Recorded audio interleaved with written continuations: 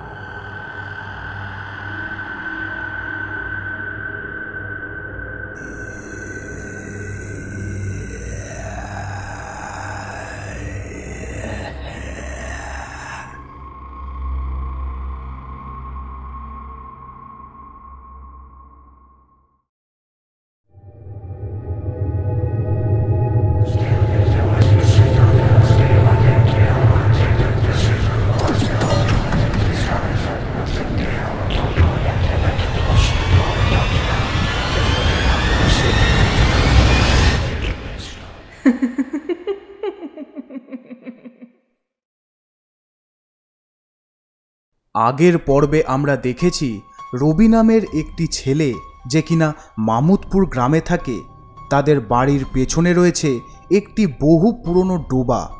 ডোবাটিকে নিয়ে পুরো গ্রামের মানুষের মনে রয়েছে একরাশ ভয় ও দুশ্চিন্তা।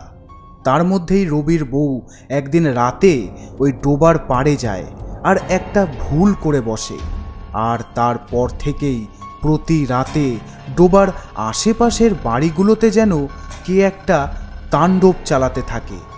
গ্রামের কয়েকজন রাতে একটা কালো ছায়াকেও দেখার দাবি করে।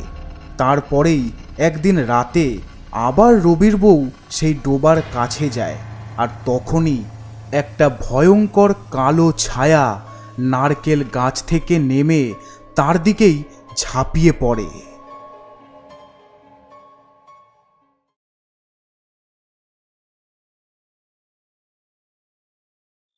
এই এত রাতে পামেলাকে ওরকম তড়িঘড়ি ঘুম থেকে উঠে আসতে দেখে রবি যেন কি একটা সন্দেহ করে তার পিছন পিছন এই ডোবার দিকটাতে আসে।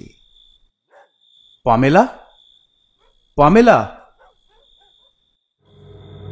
আর এসে দেখে দূরে ডোবাটার প্রায় অনেক কাছে পামেলা একেবারে স্থির হয়ে দাঁড়িয়ে আছে, আর তার চুলগুলো যেন এলোমেলো অবস্থায় হাওয়ায় উড়ছে। অবাক বিষয় এই যে এত জোরে জোরে দুবার তার নাম ধরে ডাকার পরেও তার কোনো প্রতিক্রিয়া নেই, যেন সে কোনো কিছু শুনতেই পায়নি। কি করছেটা কি ওখানে দাঁড়িয়ে? কোনো সাড়াও তো দিচ্ছে না। এমনিতেই এত রাত হয়েছে, তার মধ্যে তো শুনেছি এই জায়গাটাও খুব একটা ভালো না। যাই তো, গিয়ে দেখি তো কি করছে।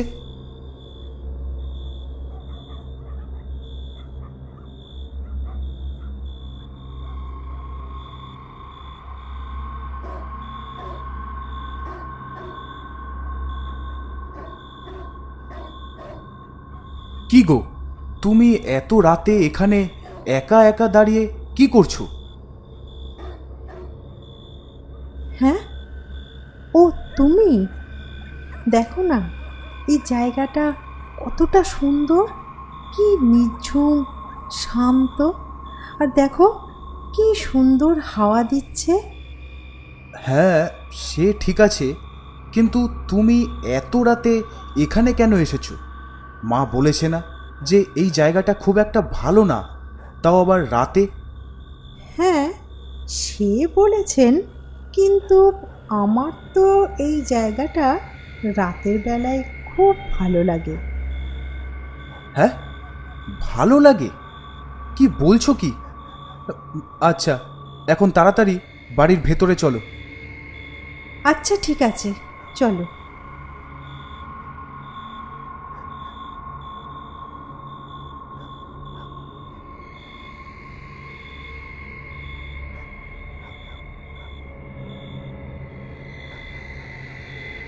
তারপর রবি ও পামেলা দুজনেই ওখান থেকে চলে যায়।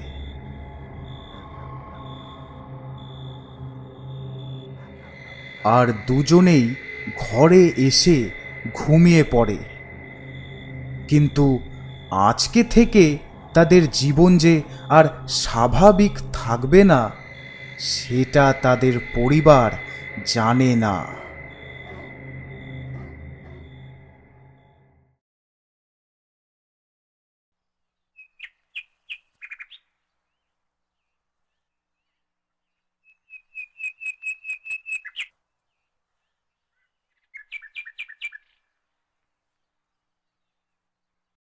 পরের দিন সকালে রবি বিদ্যালয়ে চলে গেছে আর আশুতোষবাবু গেছেন বাজারে। সব কিছু ঠিক থাকলেও পামেলার যেন একটু বদল হয়েছে। রান্নাঘরে থাকলেও সে একটা কোণায় একেবারে চুপচাপ দাঁড়িয়ে থাকতো, কোনো কথা বলতো না। শাশুড়ি মায়ের কথার উত্তরে যতটুকু দরকার ঠিক ততটুকুই বলে থেমে যেত। কিন্তু শাশুড়ি মা কোনো কাজ করতে বললে পামেলা খুবই তাড়াতাড়ি সেই কাজটা করে ফেলত। এই ব্যাপারটা রেখা দেবীর যেন কিরকম একটা লাগলো। পামেলা বরাবরই একটু শান্ত, সেই শান্ত ভাবটা কাটলেও তাতে ক্ষতি নেই, কিন্তু তার কোনো কাজ করার গতিটা যেন একটু বেশি বেড়ে গেছে। শুধু তাই নয়, সবাই যখন এক জায়গায় একসাথে কথা বলতো তখনও পামেলা একটা কোণায় একেবারে চুপচাপ দাঁড়িয়ে থাকতো।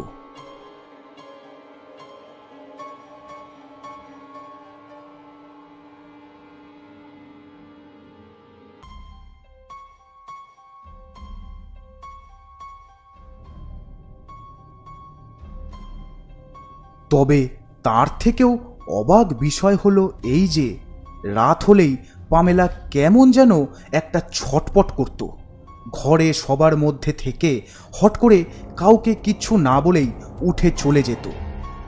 কখনো ঘর থেকে রান্নাঘরে, আবার কখনো রান্নাঘর থেকে আবার ঘরের ভেতর।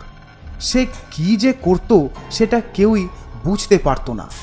তাছাড়া তাকে কেউই কিছু বলতো না, কারণ সবাই ভাবত যে হয়তো সবে তার নতুন বিয়ে হয়েছে, তাই তার বাড়ির কথা আর তার বাবা মায়ের কথা মনে পড়ায় তার মন খারাপ। কিন্তু এদিকে রবি কিন্তু রাতে পামেলার ডোবার কাছে যাওয়ার কথাটা কাউকেই বলেনি, যদি পামেলা বকা খায় তাই জন্য। এরম ভাবেই 2-3 দিন কাটার পর একদিন রাতে, সময় তখন 12টা কি 1টা হবে, আকাশে চাঁদ তখন তার পূর্ণ রূপে চারিদিকে হালকা আলো ছড়াচ্ছে। রবিদের পরিবারের সবাই তখন নিশ্চয়ই ঘুমের দেশে রয়েছে, কিন্তু হঠাৎ তাদের ছাদে কিসের যেন একটা উপস্থিতি। একটা কালো ছায়া যেন ছাদের উপর উঠে 4 পায়ে হেঁটে হেঁটে বাঁদিকে গিয়ে তারপর বেয়ে বেয়ে চিলেকোঠার ঘরটার উপরে উঠে বসল। তারপর এদিক ওদিক ভালো করে দেখতে লাগলো।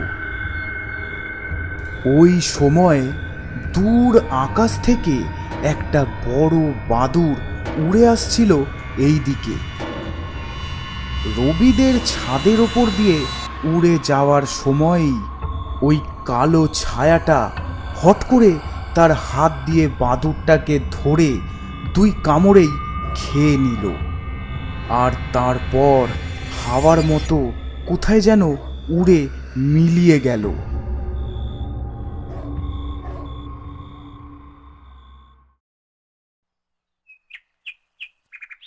পরের দিন এই মামুদপুর গ্রামের পুবপাড়া যেটা কিনা ওই ডোবার থেকে বেশ কিছুটা দূরে। সেখানেই প্রসূন চক্রবর্তীর বাড়িতে একটা অদ্ভুত বিষয় লক্ষ্য করা যায়।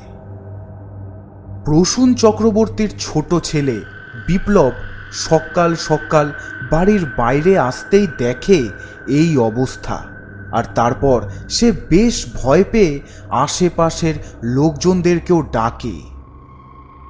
দোতলা বাড়ি, কিন্তু তার সামনের দিকের দেওয়ালে একটা পায়ের ছাপ পরপর একদম নিচতলা থেকে ওপরের দোতলা পেরিয়ে ছাদ অবধি উঠে গেছে, যেন মনে হচ্ছে কেউ দেওয়াল বেয়ে হেঁটে হেঁটে ওপরে উঠেছে। সেই সময় রবিও এই রাস্তা দিয়েই তার বিদ্যালয়ে যাচ্ছিল।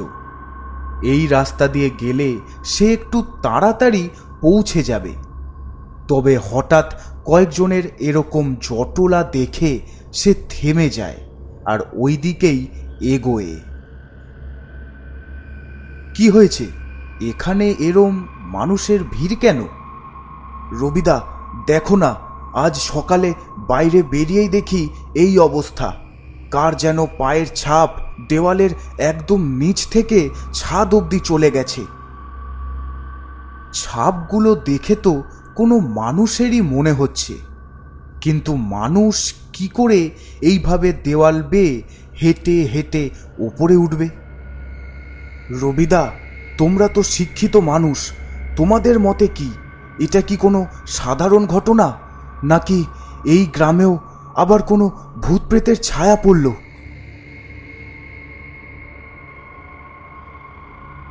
রবি আর কিচ্ছু বলল না, বরং ওখান থেকে বিদ্যালয়ের দিকে চলে গেল।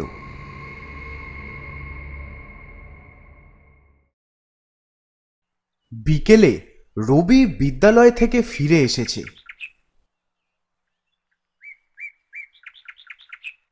উফ, আহ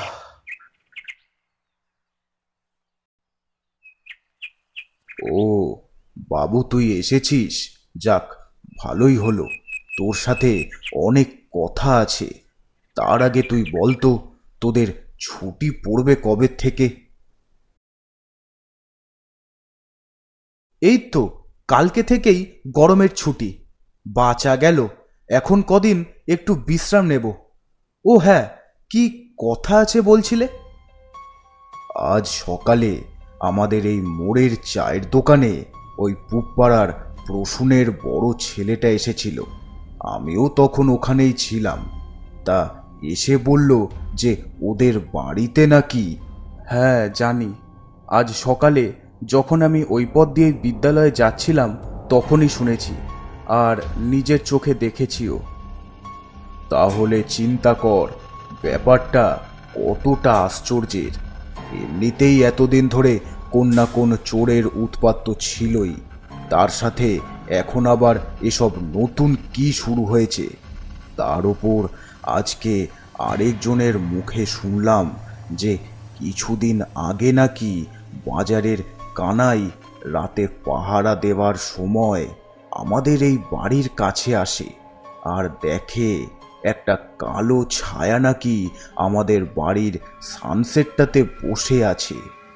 ও টর্চের আলো ওই দিকে ফেলতেই ওই ছায়াটা ওখান থেকে সরে যায়, আর সরে তো সরে, এমনভাবেই সরে যেটা কোনো মানুষ হতে পারে না। এই দুই ঘটনার পিছনে কিছু না কিছু তো আছে। আমার মনে হয় ওই চোরের ব্যাপারটাও এর সাথেই জড়িত। হয়তো কোনো চোর না, যা হচ্ছে তা কোনো অশুভ শক্তির জন্য। যাই হোক, তোর মাকে আর তোর বউকে এসবের কিছুই এখন জানানোর দরকার নেই, তাহলে ওরা আবার ভয় পেয়ে যাবে। আস্তে আস্তে দেখি কি হয়।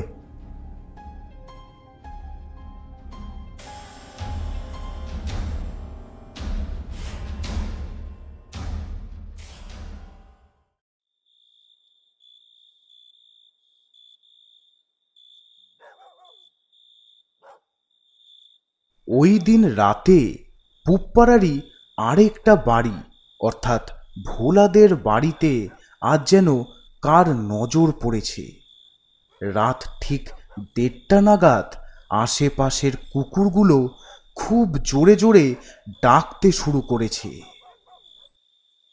ঠিক কিছুক্ষণ পর একটা কালো ছায়া 4 পায়ে হেঁটে এসে তাড়াতাড়ি দেওয়াল বেয়ে বাড়ির ছাদে উঠে তারপর ওই দিকটায় চলে যায়। ওই দিকেই চিলেকোঠার ঘরে ভোলা তার পোষা পায়রাগুলোকে রাখে।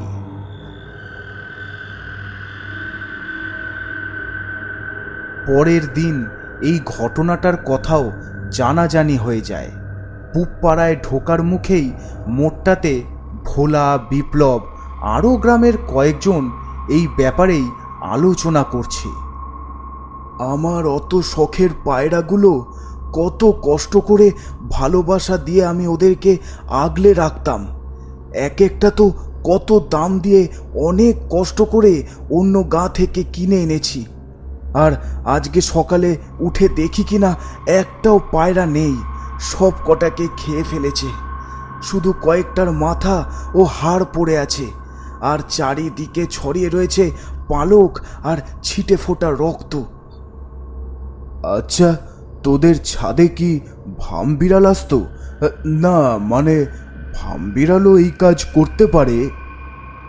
ভামবিড়াল তো আগে প্রায় আসতো, এসে আমার 2-1টা পায়রাও খেয়েছিল, কিন্তু গত 7 মাস আগে আমি পায়রার খাঁচাগুলোকে আমাদের চিলেকোঠার ঘরে ঢুকিয়ে দিয়েছি। আর শুধু তাই নয়, মোটা জালও লাগিয়েছি, আর তাতে ভালো করে তালাও দিয়েছি। এরপর আর ভাম কেন, কোনো মানুষের পক্ষেও ওই পায়রার গায়ে হাত দেওয়াও সম্ভব নয়।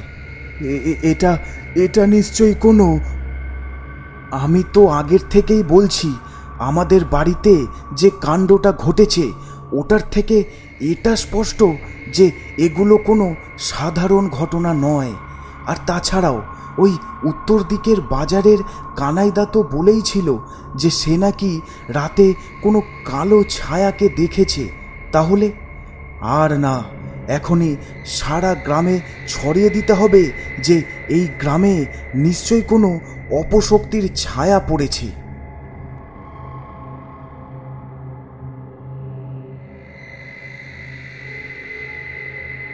গ্রামের বেশিরভাগ জায়গায় এই কথা ছড়ানোর পর গ্রামের লোকেরা এবার রাতের দিকে বেশ একটু ভয় ভয় থাকত।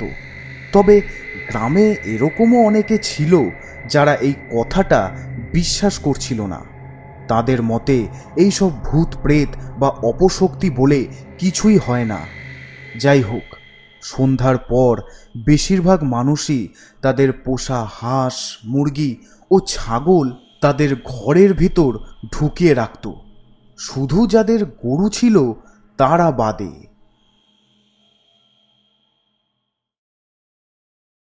ওইদিকে বিদ্যালয়ে গরমের ছুটি পড়ে যাওয়ার পর থেকে রবি এখন কদিন ধরে বাড়িতেই বিশ্রাম নিচ্ছে। দিনের বেলায় সে কিছুতেই গরমে বাইরে বেরোতে চায় না। যা দোকান বাজার করার সেটা তার বাবা আশুতোষ বাবুই করেন।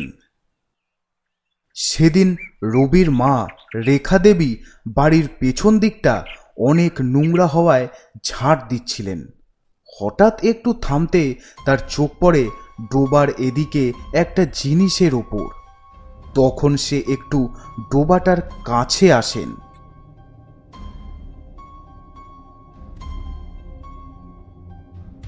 এসে তিনি দেখেন ডোবার একদিকে দুটো কালো প্লাস্টিক দুদিকে ছেঁড়া অবস্থায় পড়ে রয়েছে, আর তার সাথেই পড়ে রয়েছে কিছু টুকরো টুকরো মাছের কাঁটা।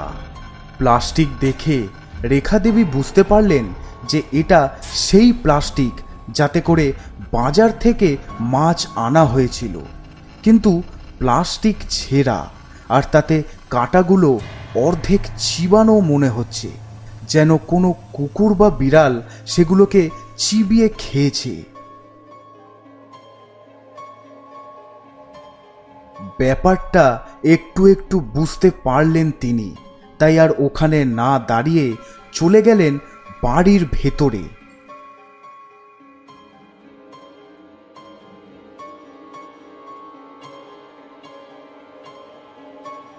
ঘরের ভেতর এসে রেখা দেবী পামেলাকে জিজ্ঞেস করল যে সে আগে মাছের কাঁটাগুলোকে ডোবার পাশে ফেলেছিল কিনা।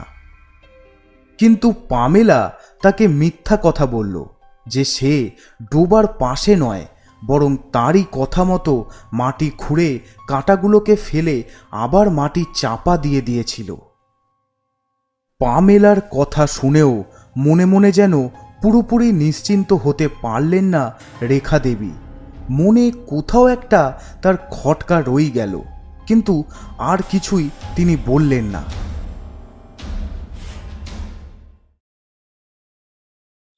ওই দিন রাতে উত্তরের গোয়ালা বিপিনের বাড়িতেও এক ছায়ার উপস্থিতি ঘটে। হঠাৎই ভোর রাতের দিকে বিপিনের গোয়ালের গরুগুলো জোরে জোরে ডাকতে শুরু করে। গরুর এমন ডাক শুনে ঘুম থেকে কোনো রকমে আস্তে আস্তে উঠে দরজা খুলে ঘরের বাইরে বেরিয়ে আসে বিপিন। কিন্তু এসে দেখে তার গোয়ালে দুটো গরুর জায়গায় মাত্র একটা গরু দাঁড়িয়ে আছে। তাহলে বাকি আরেকটা কোথায়? আর অন্য আরেকটাও সমানে ডেকে যাচ্ছে।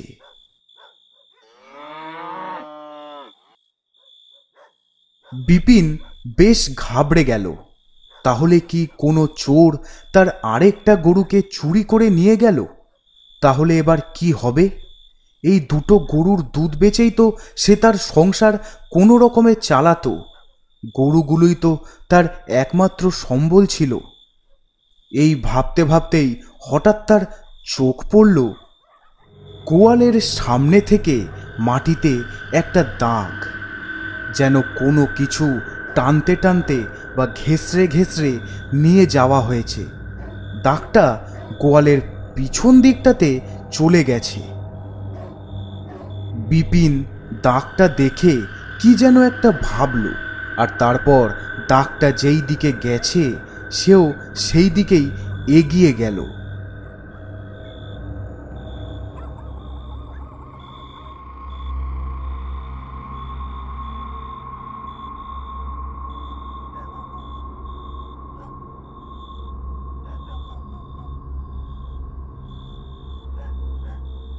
গোয়ালের পিছন দিকটা ঘুটঘুটে অন্ধকার, আশেপাশে ঝোপঝাড় আর বড় বড় গাছপালায় ভর্তি।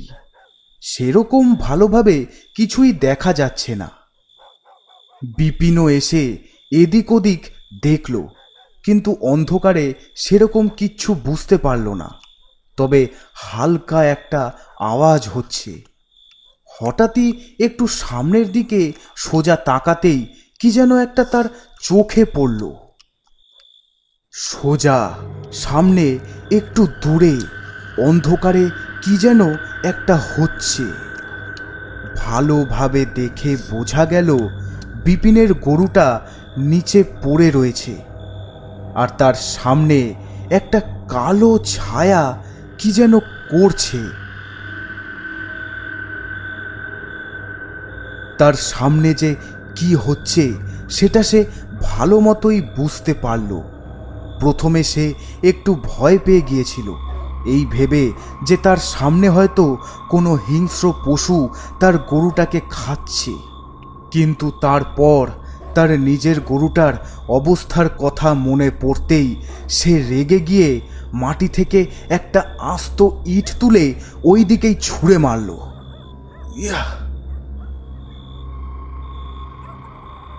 তবে আজব বিষয়, ওই ইটটা ছায়াটার গায়ে না লেগে ছায়াটাকে ভেদ করে চলে গেল।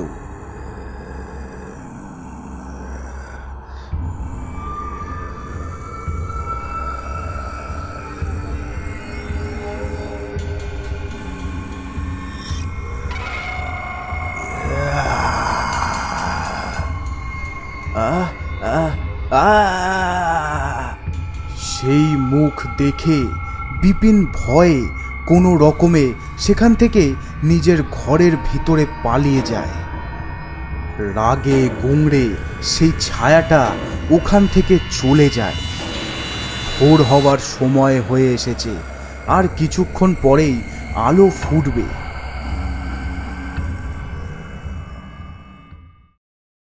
পরের দিন সকালে সেই খবর ছড়াতেই গ্রামের প্রায় সবাই ওই ঘটনাস্থলে উপস্থিত হয় কি হয়েছে সেটা দেখতে। আশুতোষবাবু, নগেনবাবু, হালদারবাবু সমেত আরও অনেক মানুষই এখানে আছে। হায় হায় হায়, আমার গরুটার কি অবস্থা করেছে গো, হায় হায় হায় হায়। চোখের সামনে যা দেখছি তাতে তো মনে হচ্ছে এটা কোনো হিংস্র পশুর কাজ। কিন্তু বিপিন, তুমি বলছো যে তুমি যাকে দেখেছো সে কোনো পশুর মতো না, বরং অনেকটা মানুষের মতো। হ্যাঁ হ্যাঁ গো, আমিও তো প্রথমে কোনো হিংস্র পশুই ভেবেছিলাম। তখনই রাগে একখান আদলা ইট ছুঁড়ে মারি ওটার দিকে, কিন্তু ইটখানা ওটার গায়ে লাগলো কিনা জানি না, তবে তখনই ওটা আমার দিকে ঘুরে তাকালো। তা সে কি ভয়ঙ্কর মুখ তার, এই বড় বড় দাঁত, লাল লাল চোখ, যেন মনে হচ্ছিল তখনই এক কামড়েই আমায় মেরে ফেলবে। ওরে বাবা, আমি তো কোনো রকমে এখান দিয়ে পালিয়ে ঘরে ঢুকে যাই, তাই বাঁচোয়া, নয়তো আমার গরুটার সাথে সাথে আমিও মরে যেতাম। তবে তবে ওটা একদম কালো, কোনো কোনো মানুষের ছায়ার মতো কুচকুচে কালো। ওই তো ওইটাই গো, আমি যেটার কথা বলেছিলাম, একদম কালো ছায়া, ওইটাই বলছি তো। ওটা কোনো সাধারণ কিছু নয়, ওটা কোনো আত্মা বা প্রেত ঠেত কিছু হবে। আমার কথা শোনো তোমরা সবাই। মুখার্জি বাবু, সত্যিই তো মনে হচ্ছে এই পুরো গ্রামটা এক অশুভ শক্তির খপ্পরে পড়েছে। কিন্তু এটা কি করে হলো বলুন তো? এতদিন তো সব ঠিকই ছিল, হঠাৎ করে এসব। আর তাছাড়াও এইসবের হাত থেকে মুক্তি বা পাবো কি করে সেটাও তো বুঝতে পারছি না। কি করা যায় বলুন তো? দেখুন, এসব অশুভ শক্তির সাথে লড়াই করা তো আর আমাদের পক্ষে সম্ভব না। তার জন্য দরকার কোনো ভালো ওঝা বা কোনো ভালো তান্ত্রিকের। আর আমাদের গ্রামে তো সেরম বলতে ওই একজনই আছে, ভবানন্দ তান্ত্রিক। শুনেছি তো তার বাবাও এককালে এই গ্রামের কালী মন্দিরের বড় নামকরা সাধক ছিল, আর এখন তার ছেলেও অনেক নাম করেছে। কিন্তু এখন উনিও তো নাকি ওনার কোন এক শিষ্যের বাড়ি গেছেন, ফিরতে ফিরতে এখনো দিনখানেক সময় লাগবে। ততদিন না হয় আমাদেরকেই সতর্ক ও সাবধানে থাকতে হবে। তোমরা সবাই শুনে রাখো, আজকে থেকে আর রাতে বাইরে কেউ তো বের হবে নাই। তার সাথে সাথে নিজেদের গরু ছাগলগুলোকেও একটু সুরক্ষিতভাবে রাখার চেষ্টা করবে। যতটা পারি আমরা করি, তারপর তো সবই ওই ওপরওয়ালার হাতে। যাই হোক, এই কথা পুরো গ্রামে ছড়িয়ে দাও।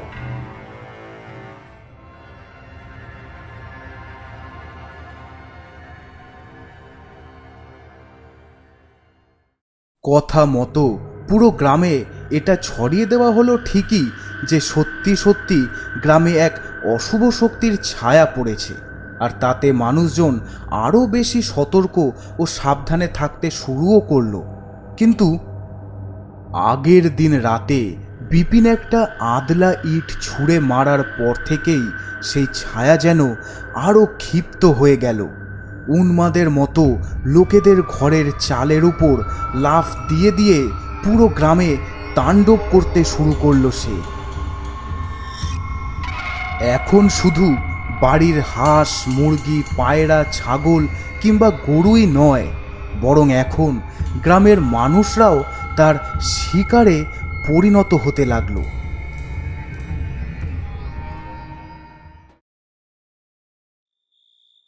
সেদিন রাতেই, সময় তখন 1:45, চারিদিক নিস্তব্ধ। গ্রামের বাজারের মাছওয়ালা ও তার স্ত্রী আর তাদের একমাত্র ছোট্ট ছেলেটা তখন গভীর ঘুমে মগ্ন।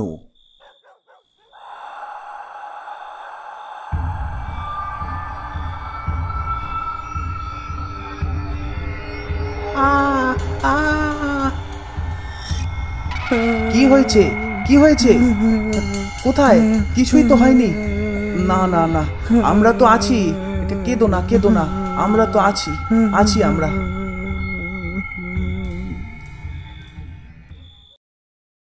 অন্যদিকে রবিদের বাড়িতে সবকিছু স্বাভাবিকই ছিল, কিন্তু পামেলার চোখ মুখ যেন কিরকম দিন দিন শুকিয়ে যাচ্ছিল।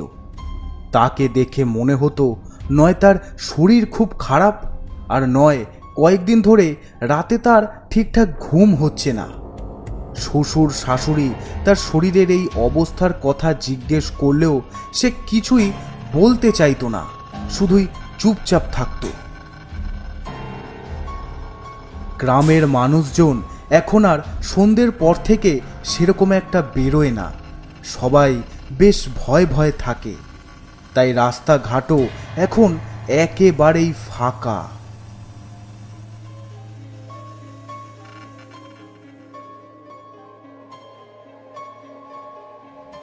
গ্রামের মোড়ে সবচেয়ে ব্যস্ত চায়ের দোকানটাও এখন রাতে বন্ধ, যেখানে কিনা সন্ধ্যের পর থেকে লোকেদের আড্ডা লেগে যেত, সেখানে এখন পুরোই শান্ত ও নিস্তব্ধ।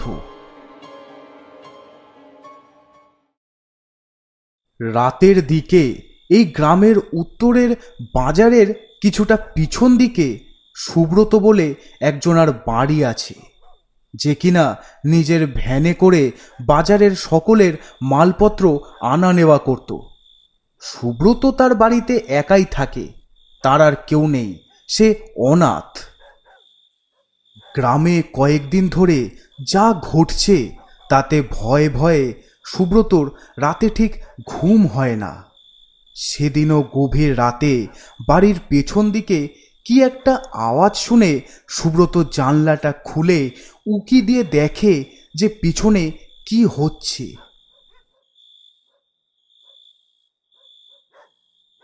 কিন্তু হঠাৎ একটা দৃশ্য দেখে সে বেশ ভয় পেয়ে যায়।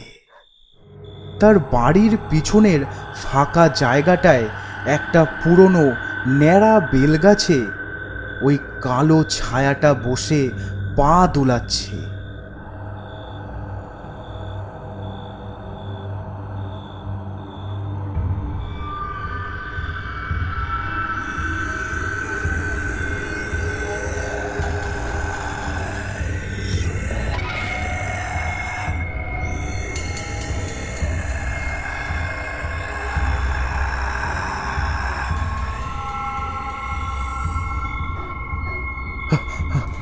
এটা দেখে সুব্রত প্রচণ্ড ভয় পেয়ে যায় আর তাড়াতাড়ি জানলাটা বন্ধ করে দেয়।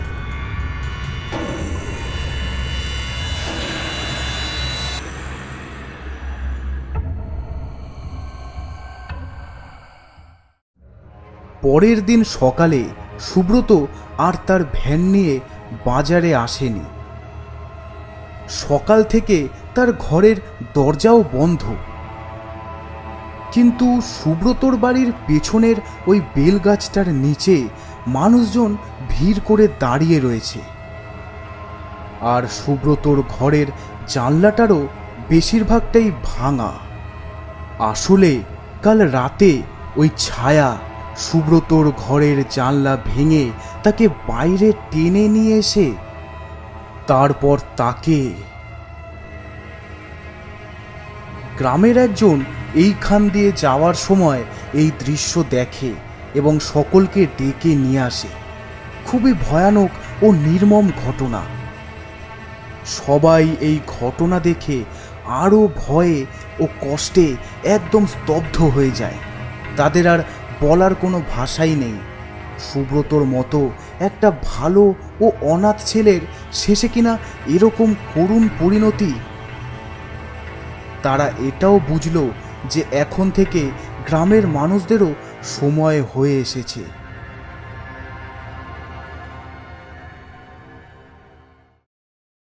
সুব্রতর ঘটনা কিংবা এই গ্রামের গত 2-3 দিনে ঘটে যাওয়া কোনো ঘটনার ব্যাপারেই বিপিন কিচ্ছু জানে না।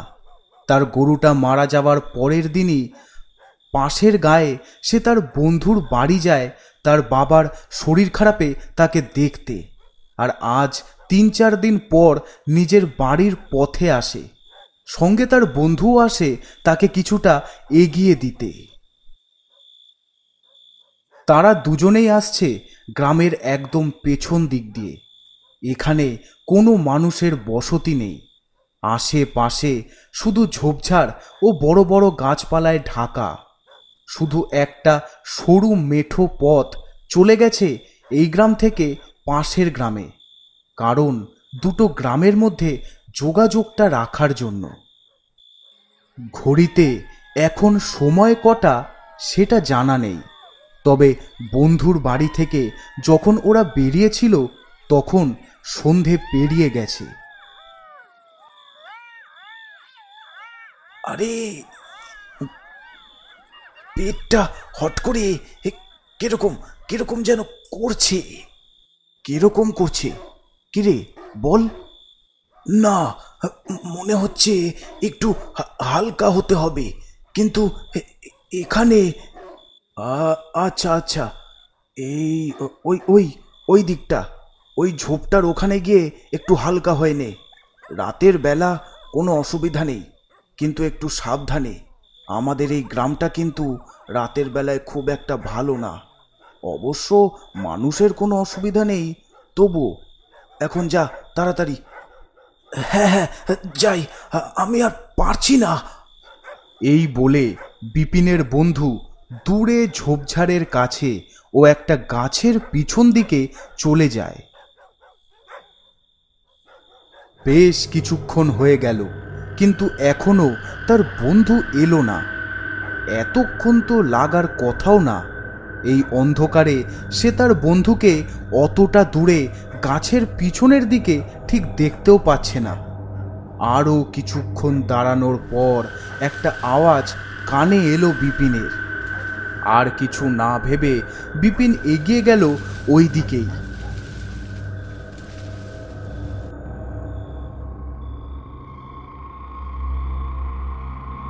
চারিদিক একদম যেন নিস্তব্ধ। শোনা যাচ্ছে ঝিঝি পোকার আওয়াজ, আর দূরে ডেকে উঠছে একদল শিয়াল। মাঝে মাঝে পেঁচারও ডাক ভেসে আসছে। হয়তো আশেপাশেই কোনো গাছের ওপর থেকে সেও এই দিকেই তাকিয়ে রয়েছে কি হয় সেই আশায়। আস্তে আস্তে বিপিন এগিয়ে যাচ্ছে ওই ঝোপঝাড়ের দিকে। কমল, কমল, শুনতে পারছিস? কমল, তোর হলো?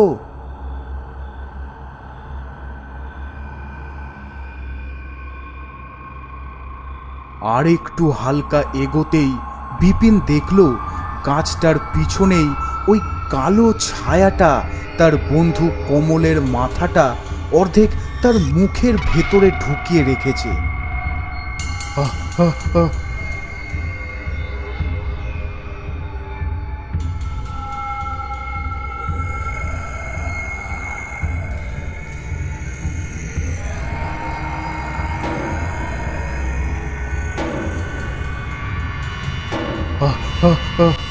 নিজের চোখের সামনে এরকম একটা দৃশ্য দেখে বিপিনের আত্মা যেন তখনই তার শরীর থেকে বেরিয়ে যাচ্ছিল। কোনো রকমে ভয়কে একটু কাবু করে বিপিন ওখান থেকে পড়ি কি মরি করে ছুটে পালিয়ে যায়।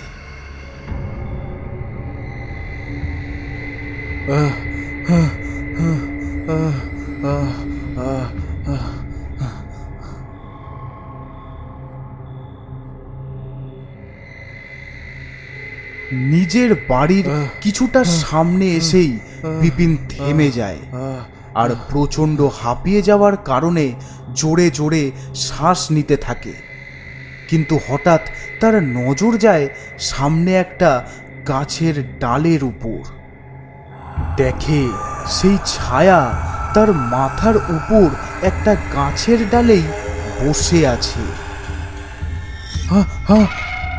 বিপিন আবার কোনো রকমে ওখান থেকে দৌড়ে তার ঘরের ভিতর ঢুকে দরজা দিয়ে দেয়।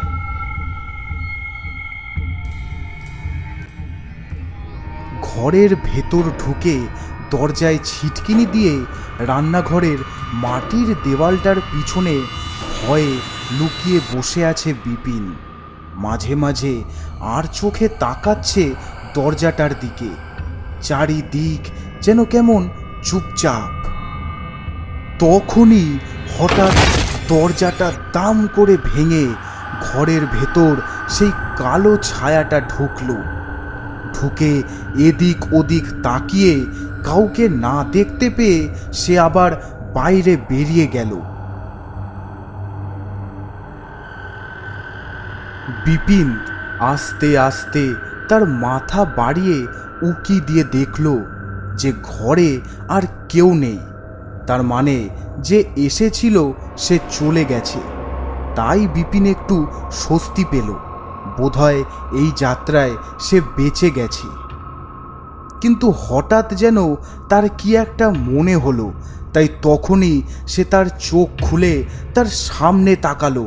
আর তাকিয়েই সে ভীষণ ভয় পেয়ে গেল।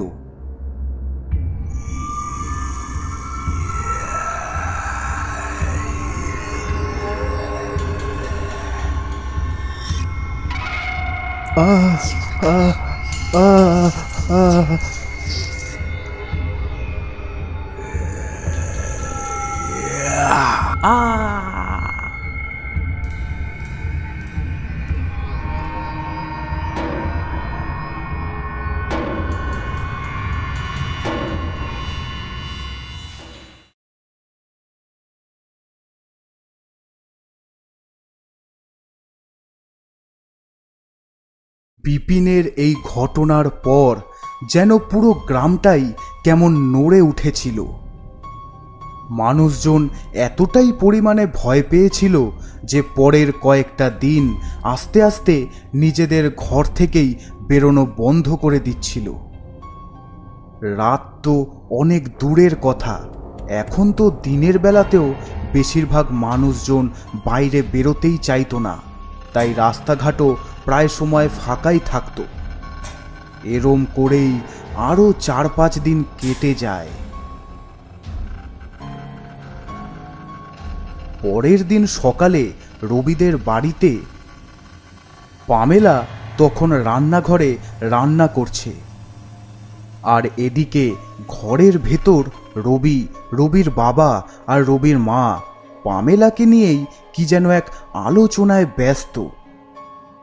বাবু, বৌমার চোখ মুখ দিনকে দিন এরকম শুকিয়ে যাচ্ছে কেন রে?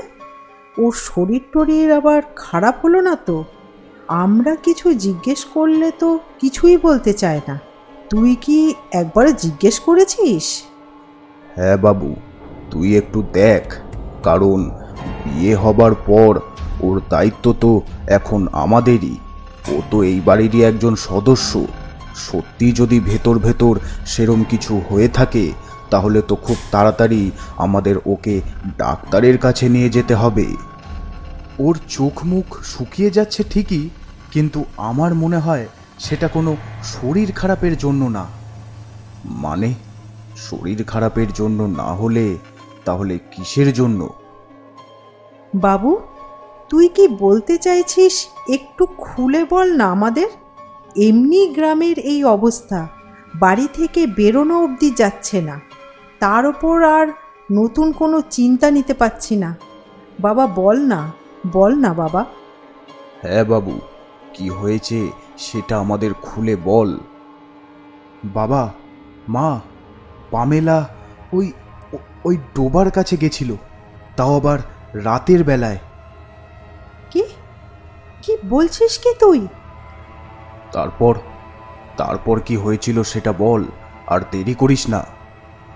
আসলে বেশ কিছুদিন আগে গভীর রাতে হঠাৎই আমার ঘুমটা ভেঙে যায়, আর আমি চোখ খুলে দেখি পামেলা বিছানা থেকে উঠে ঘরের দরজা দিয়ে বেরিয়ে রান্নাঘরের দিকে যাচ্ছে।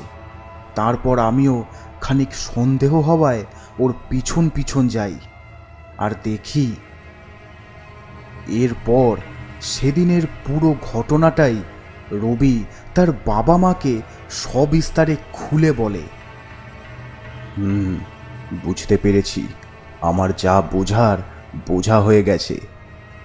ওই যে তোমরা বলতে না যে পিছনের ডোবাটা ভালো না, ওর কাছে রাতে না যেতে, আমার মনে হয় ওখান থেকেই কোনো অশুভ শক্তি হয়তো ওর ওপর ভর করেছে, আর তাই গ্রামেও এই সব শুরু হয়েছে। আস্তে জোরে বললে রান্নাঘর থেকে শুনতে পাবে।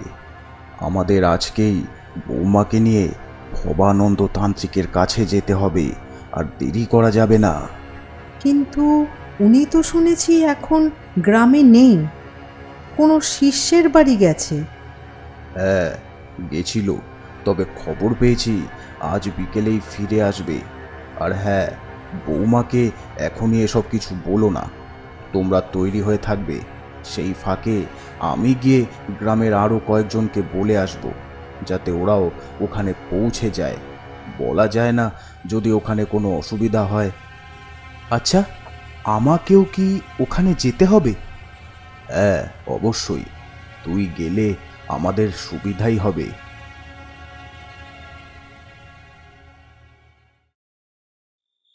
পরিকল্পনা মতো ওই দিন সন্ধেবেলায় আশুতোষবাবু, রেখা দেবী ও রবি পামেলাকে কিছু না জানিয়েই তান্ত্রিকের বাড়ির সামনে নিয়ে আসে। সেখানে আগে থেকেই গ্রামের আরও কয়েকজন দাঁড়িয়েছিল এবং তারা ভবানন্দ তান্ত্রিককে সব বলেও রেখেছিল। এটা কোথায় এসেছি আমরা? এটা তো কারো বাড়ি, এই জায়গাটা তো ঠিক চিনি না। বৌমা, আসলে গত কয়েকদিন ধরে গ্রামে যা চলছে তাই আমরা এই তান্ত্রিকের কাছে এসেছি নিজেদের একটু ঝাড়িয়ে নিতে। ও তুমি চিন্তা করো না, সব ঠিক হয়ে যাবে।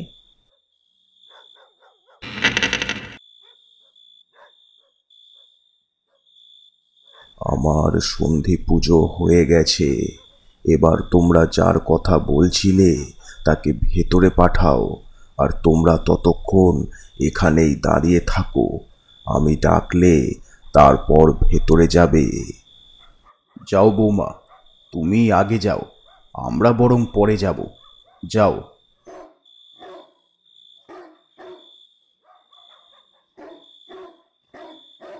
এই বলে পামেলা ভেতরে চলে গেল, আর ভবানন্দ তান্ত্রিকও ঘরের দরজাটা ভেতর থেকে বন্ধ করে দিলেন।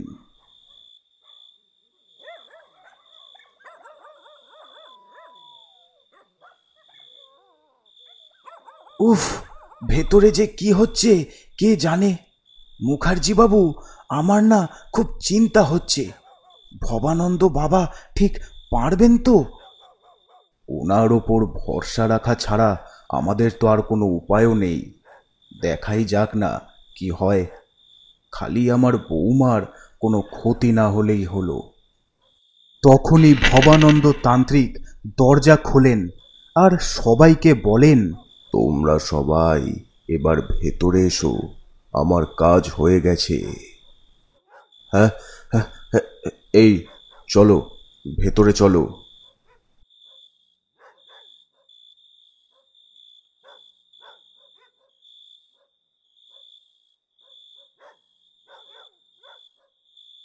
ঘরে তান্ত্রিক একটা আসনের উপর গিয়ে বসলেন।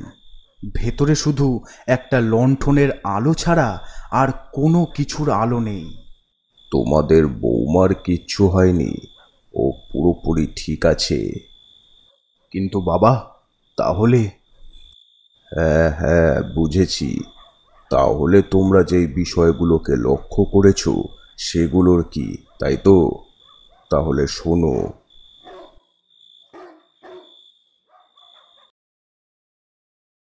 তোমাকে দেখে তো আমার সেরম কিছু মনে হচ্ছে না যে তোমার উপর কোনো অশুভ শক্তি ভর করেছে।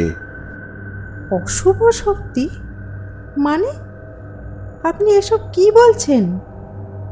তোমার পরিবার ও গ্রামের লোক তোমাকে সন্দেহ করছে। তুমি নাকি বেশ কয়েকদিন আগে রাতের বেলা গ্রামের ওই ডোবাটার কাছে গেছিলে, তাও একা।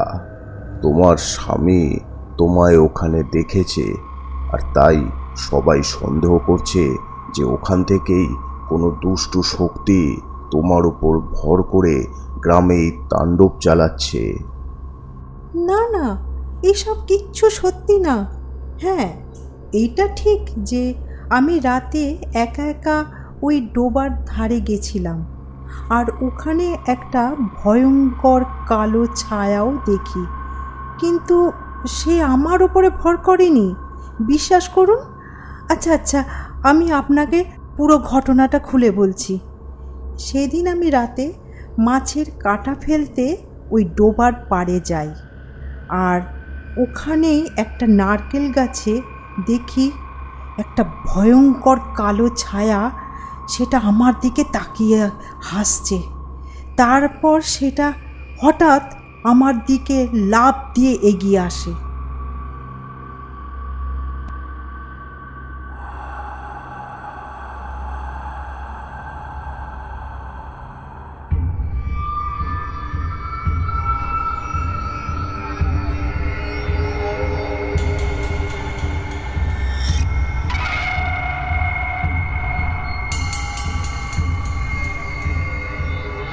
কিন্তু হঠাৎ মাঝপথে সে যেন হাওয়ায় মিশে কোথায় অদৃশ্য হয়ে যায়।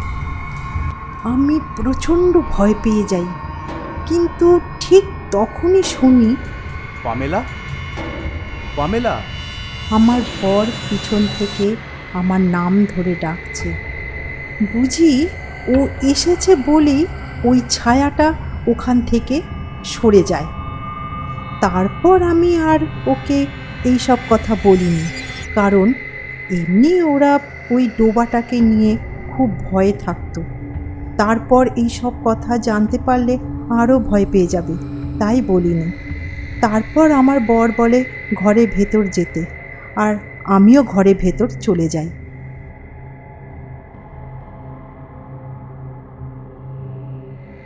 কিন্তু ওই ছায়া আমার উপর ভর করেনি। তাহলে তুমি যে তারপর থেকে চুপচাপ থাকতে, কারোর সঙ্গে বেশি কথা বলতে না, সেটা, আর যে কোনো কাজ খুবই দ্রুত করে দিতে, সেগুলো কিভাবে? আসলে আমি ওই ছায়াকে দেখে খুবই ভয় পেয়ে গেছিলাম। আমাকে অনেকবার বারণ করা সত্ত্বেও আমি ওই ডোবার কাছে গেছি। এটা যদি আমার বর আমার শ্বশুর শাশুড়িকে বলে দেয়, তাহলে তো ওরা আমার ওপর রেগে যাবে, আমাকে আর পছন্দ করবে না। তাই সারাদিন ওই চিন্তায় আমি চুপচাপ ভয়ে ভয়ে থাকতাম, আর শাশুড়ি মা কোনো কাজ বললে খুব তাড়াতাড়ি করার চেষ্টা করতাম, যাতে সে একটু খুশি হয়। আসলে আমাকে আগে কোনো দিন অত তাড়াতাড়ি কাজ করতে দেখেনি তো, তাই তাদের কাছে মনে হতো আমি হট করে খুব দ্রুত কাজ করছি। এবার বুঝলে তো, তোমাদের বৌমার উপর কোনো অশুভ শক্তি ভর করেনি, ও একেবারে সুস্থ। তাহলে কি ওই ছায়া কারুর ওপরেই ভর করেনি, নাকি এখনো এমন কেউ আছে যার ওপর ওই ছায়া ভর করেছে? কারোর শরীরের সাহায্য ছাড়া ওই অশুভ শক্তির পক্ষে এতটা ভয়ানক তাণ্ডব চালানো সম্ভব না। সে কারোর না কারোর শরীরের ওপরে ভর তো করেছেই, আর সেটাও এখানে উপস্থিত কারোর শরীরের মধ্যেই। তান্ত্রিকের এই কথা শুনে ওখানে থাকা সবাই বেশ ভয় পেয়ে যায়, আর সন্দেহের দৃষ্টিতে একে অপরের দিকে তাকাতে থাকে। আর সেটা হলো,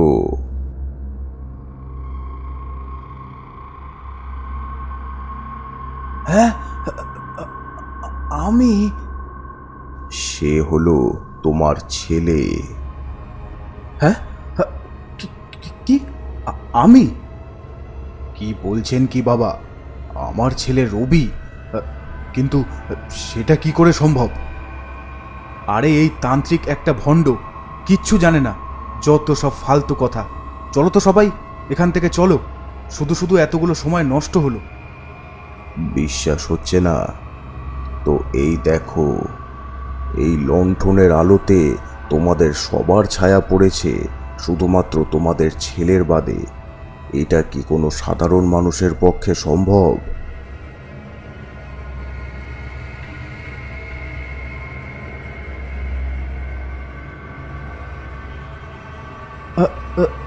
না, মানে তখনই রবির রূপ ধীরে ধীরে কেমন যেন পাল্টে গেল।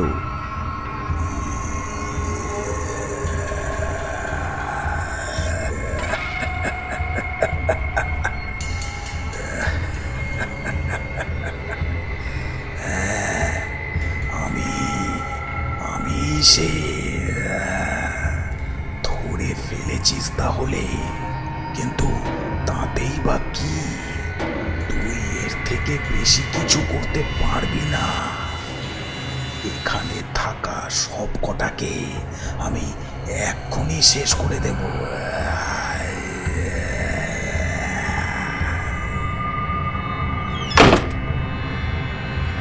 খবরদার, তোর এত বড় সাহস! তবে দেখ তুই। এই বলে পাশে রাখা কোমণ্ডল থেকে জল নিয়ে মন্ত্র বলে ওই ভয়ানক পিশাচের দিকে ছুঁড়ে মারল তান্ত্রিক।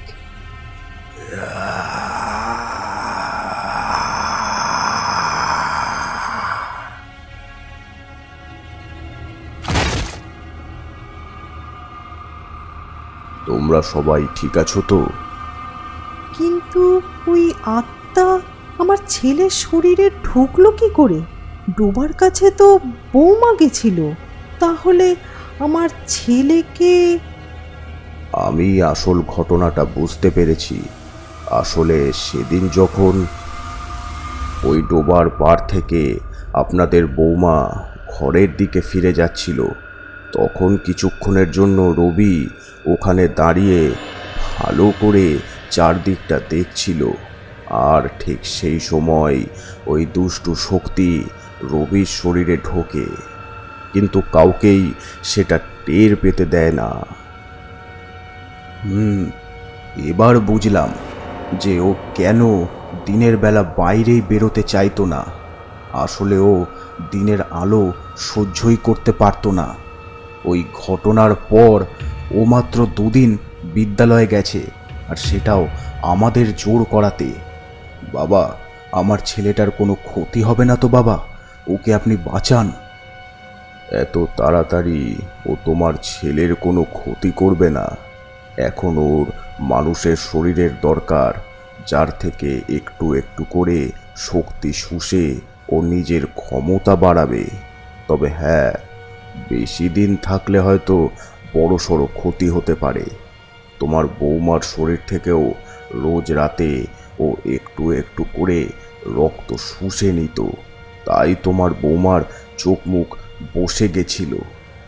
এখন ওকে আমাদের খুঁজে বের করতে হবে, আর তা আজ রাতেই। কিন্তু বাবা, এত বড় গ্রামে এখনো কোথায় গেছে কি করে বুঝবো? আমি জানি ও কোথায় গেছে। তোমরা চলো আমার সাথে, আর আমি একটা জিনিস বলছি, ওটাও নিয়ে নাও।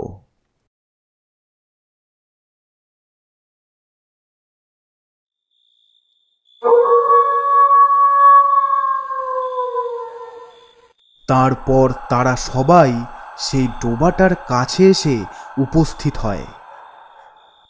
আমি জানি তুই এখানেই আছিস, আর লুকিয়ে থেকে লাভ নেই, সামনে আয়। তান্ত্রিকের এই কথা বলার পরেও ডোবার ওখানে সেরকম কিছুই হয় না। সব কিছু শান্ত, নিস্তব্ধ, যেন এর মতন শান্ত পরিবেশ এখানে আগে কোনো দিনও হয়নি। তুই খুব চালাক না? ভেবেছিস লুকিয়ে থেকে আমার হাত থেকে পার পেয়ে যাবি? তবে তোকে কি করে বার করতে হয় সেটা আমি জানি। এই, এখনই মাটি ফেলে এই ডোবা বুঝিয়ে ফেলো, আর আশেপাশের সবকটা গাছও এখনই কেটে দাও। তান্ত্রিক, ভুলেও ওই কাজ করিস না, তাহলে আমি এমন ভয়ঙ্কর তাণ্ডব দেখাবো যে তুই কেন, এই গ্রামের প্রতিটা মানুষ সারা জীবনেও ভুলতে পারবে না। আমাকে রাগাস না তান্ত্রিক, আমি রাগলে যে কি হতে পারে তা তোর ধারণাও নেই। এদের জিজ্ঞেস কর, এরা ভালো বলতে পারবে। ওই সব বাজে কথা রাখ।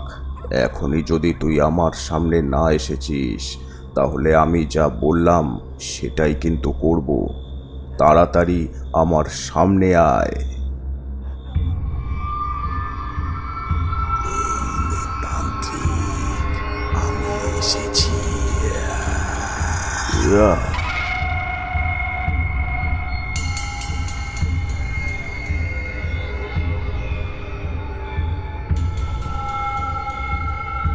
এই যে এদিকে, অন্য কোথাও কি খুঁজছিস? এদিকে দেখ, আমি এখানে। তোকে আর কষ্ট করে খুঁজতে হবে না, আমি নিজেই দেখা দিয়ে দিলাম। যা, এবার স্বাদ মিটেছে তো। যা, এবার এখান থেকে চলে যা, আমার আর ভালো লাগছে না।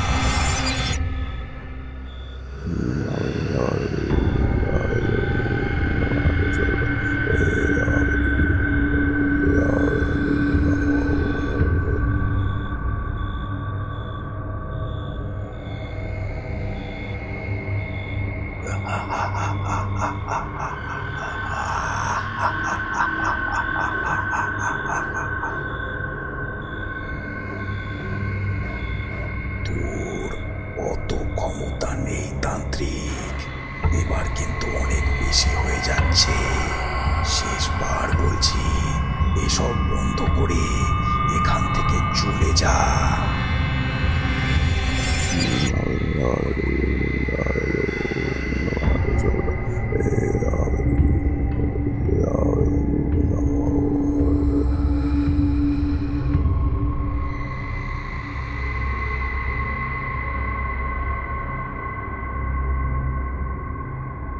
অনেক হয়েছে, আর না। তুই মনে হয় বাংলা ভাষা বুঝিস না। এবার তাহলে তোকে আমার ভাষায় বোঝাতে হবে। ঠিক আছে, তাহলে বোঝানোটা প্রথম তোকে দিয়েই শুরু করি। তারপর না হয় এদেরও দেখছি। তাড়াতাড়ি রবির একটা পোশাক নিয়ে এসো, তাড়াতাড়ি যাও।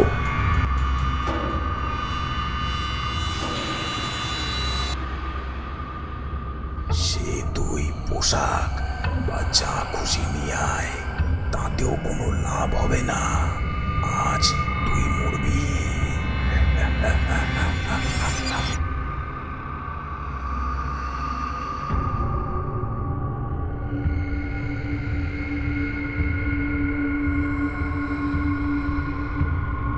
সাথে সাথে ছায়াটার গায়েও ওই আলোর বলয় ঘিরে যায়, আর তার ভেতরে ছায়াটা ছটপট করতে থাকে।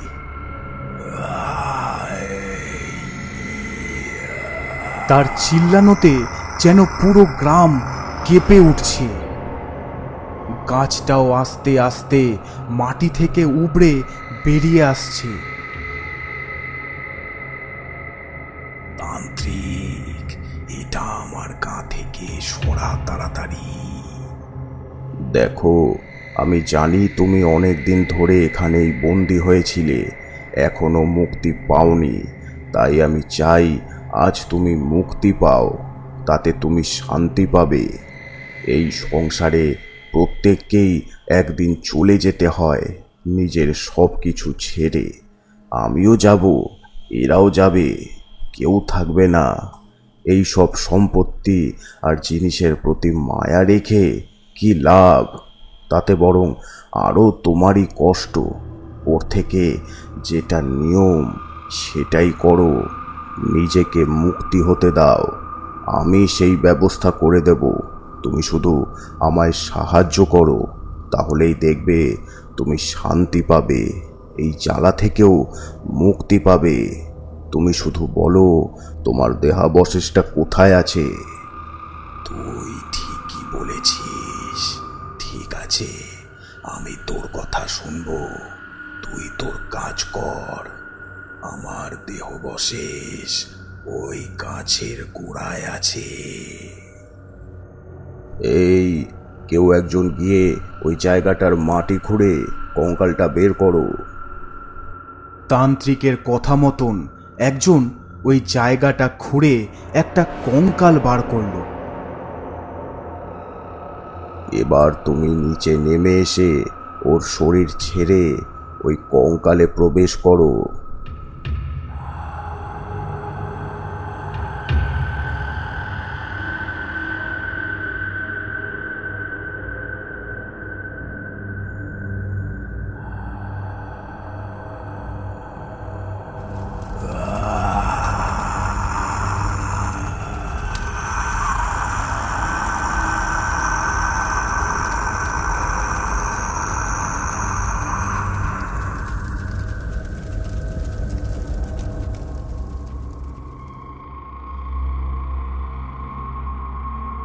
বাবু, বাবু, বাবু ওঠ।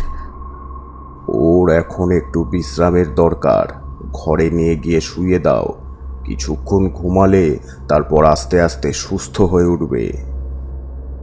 যাক, ওই আত্মাটা শেষ হয়ে গেছে। এখন পুরো গ্রাম এই বিপদের হাত থেকে মুক্ত। বাঁচা গেল।